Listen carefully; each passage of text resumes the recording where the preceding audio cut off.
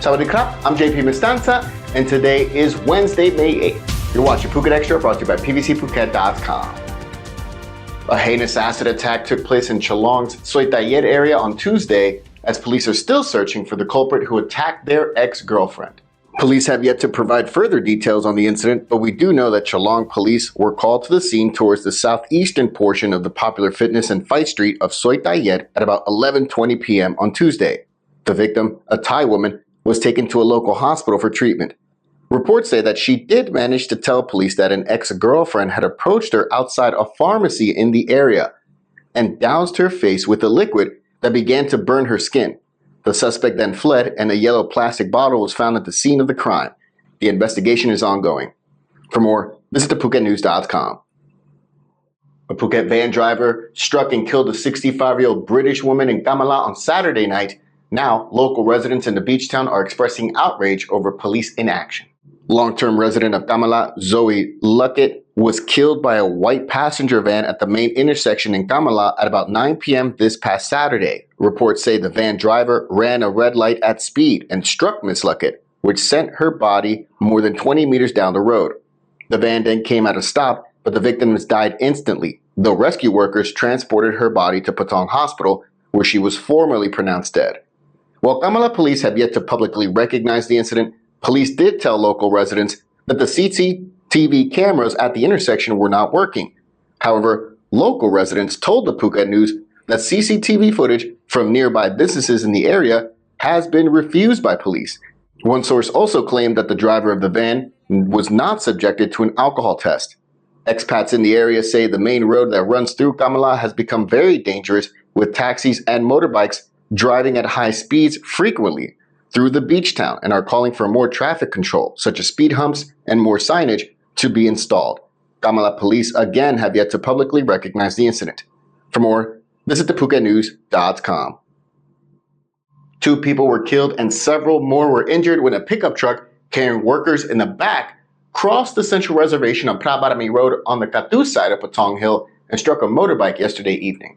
The whole thing took place in front of the Tiger Kingdom tourist attraction in Katu at about 6:30 p.m. on Tuesday, as rescue workers arrived to find 10 people injured, 2 of them seriously, both of whom were riding a motorbike that was struck by the pickup truck. Both people, a 61-year-old Thai man who was driving the bike and his 53-year-old Thai female passenger, were later pronounced dead at local hospitals. Katu police brought in the 46-year-old driver of the pickup truck, identified as Montri Sangnak, to the police station for questioning, as he suffered no injuries in the accident. Reports say he was bringing 10 workers back from a job in Karon to the north of the island, and due to the light rain, along with driving about 60 kilometers an hour, he lost control of the vehicle, crossed the central reservation, hit a motorbike, and flipped onto its side. Police say he tested negative for alcohol, but is still being detained for further legal action. For more, visit PhuketNews.com.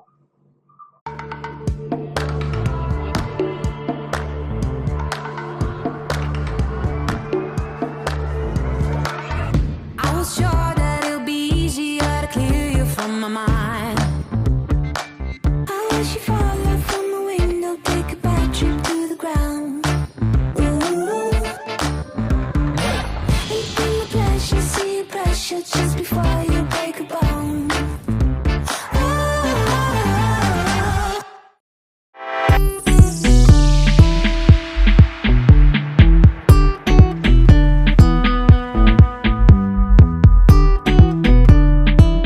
Police are now looking into the death of a 40-year-old man whose body was discovered at the bottom of the hill near the Karon View Point on Sunday.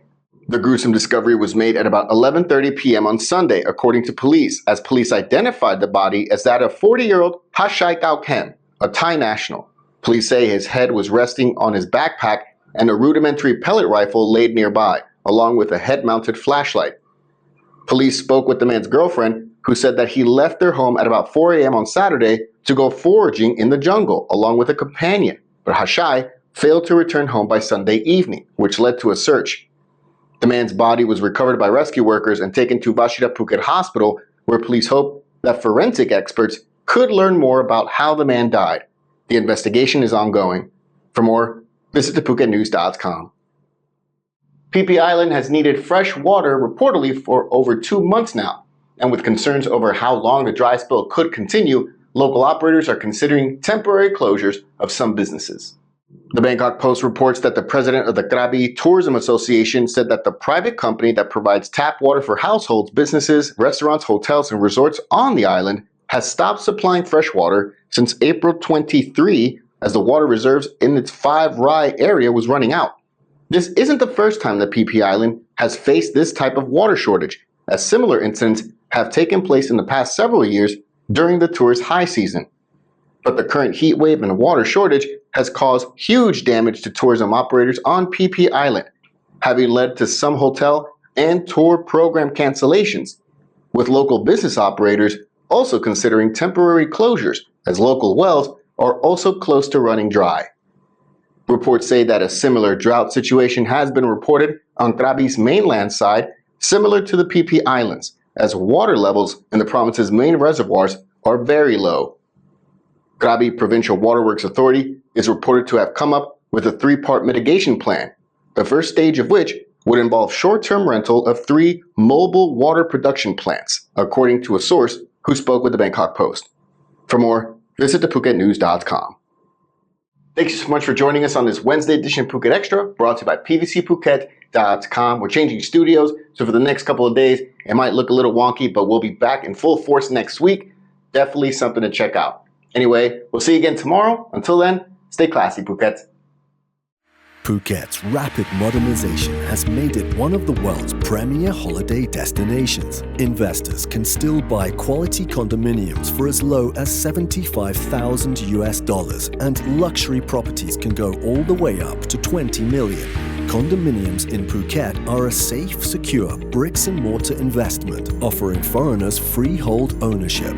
Call or email Thai Residential, Phuket's #1 trusted real estate advisor, to find your perfect Phuket property.